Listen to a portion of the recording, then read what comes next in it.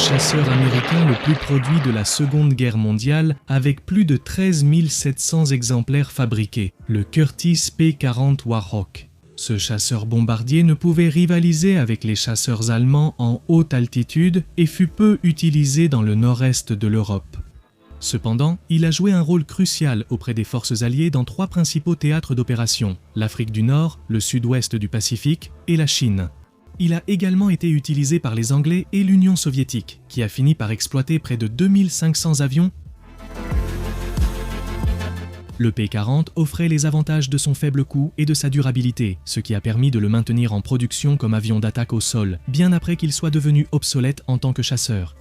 Bienvenue dans votre nouvelle vidéo du monde de l'aviation Aéropédie.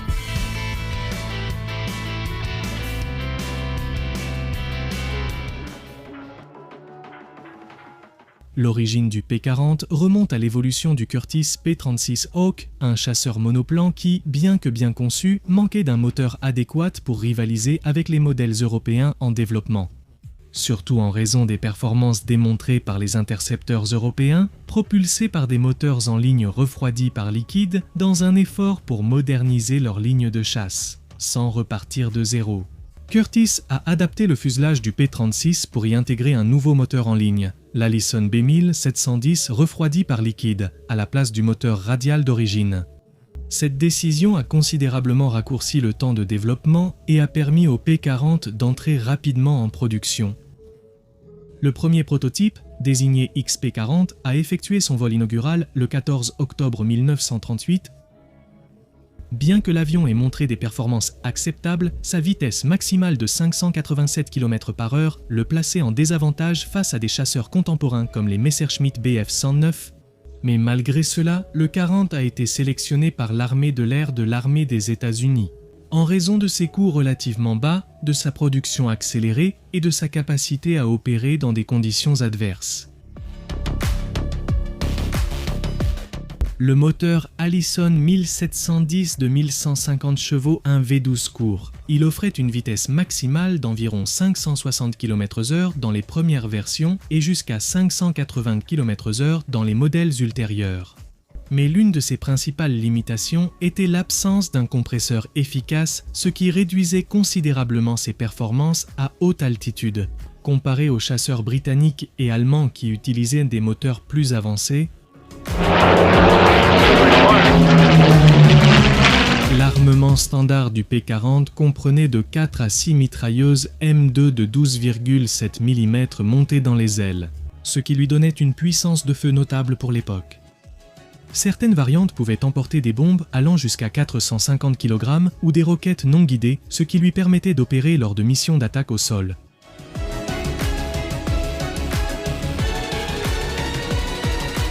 Il s'agissait d'un modèle monomoteur à aile basse avec un poids maximal au décollage de 3862 kg et une autonomie de 1152 km. Avec les réservoirs de carburant internes, sa vitesse maximale était de 581 km/h et il était équipé de 6 mitrailleuses de 12,7 mm dans les ailes.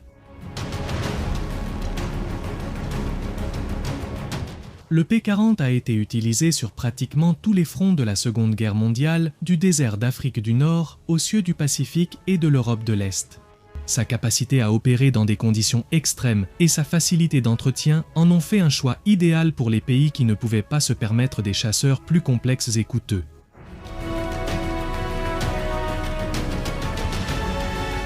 L'un des scénarios les plus emblématiques de son utilisation fut en Chine, où les tigres volants, célèbres pour les gueules de requins peintes sur le nez de l'appareil, ont utilisé les P-40 avec succès contre les forces japonaises. Bien qu'en termes de vitesse et de maniabilité, le P-40 était surpassé par des chasseurs comme le Mitsubishi A6M0. Sa plus grande résistance et sa puissance de feu lui permettaient d'affronter avec succès ses adversaires lorsqu'on utilisait des tactiques appropriées comme des attaques en piqué et des combats à basse ou moyenne altitude.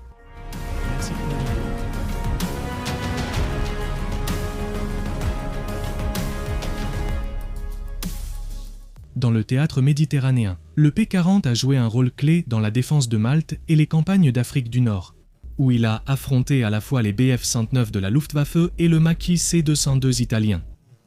Bien que souvent désavantagé face à des chasseurs plus avancés, les pilotes alliés ont su exploiter sa capacité à encaisser des dégâts et à riposter grâce à son armement puissant. Dans le Pacifique, il a servi au début de la guerre, défendant des bases aux Philippines et en Australie. Avec le temps, il a été remplacé par des modèles plus avancés, mais sa présence a été cruciale lors des moments les plus critiques du conflit.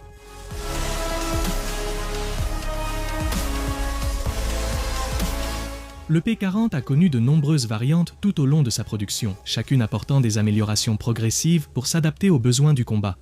La version E a seulement reçu un moteur Allison plus puissant et des réservoirs de carburant auto-obturants, mais les versions F et L étaient équipées de moteurs Merlin pour améliorer les performances à haute altitude. Le Warhawk définitif, c'est-à-dire la dernière version, fut le P-40N qui entra en production à la fin de 1943 et dont les livraisons à l'USAF commencèrent en mai de l'année suivante. Et ils sont revenus au moteur Allison.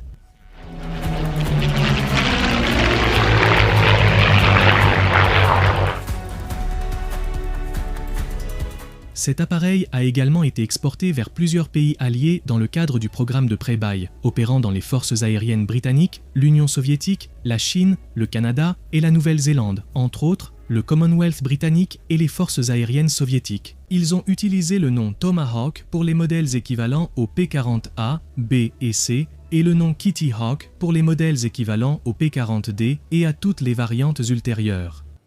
Cet avion fut l'un des chasseurs les plus importants, livré à l'Union soviétique via le programme de pré-bail anglo-américain. Il fut le troisième, avec 2425 avions livrés derrière le P-39 dont ils avaient reçu le double d'appareils et derrière le Jourican britannique. Après la guerre, les avions excédentaires furent cédés ou achetés par de nombreux autres pays, comme le Brésil, l'Égypte, la Finlande, la France, les Pays-Bas, l'Afrique du Sud et la Turquie.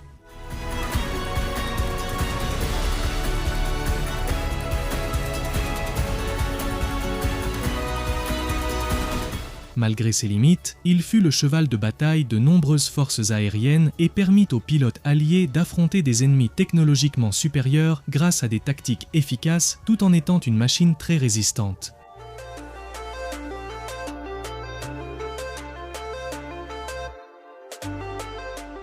J'espère que cette vidéo vous a plu. Je suis Marcos et voici le monde de l'aviation, Aéropédie.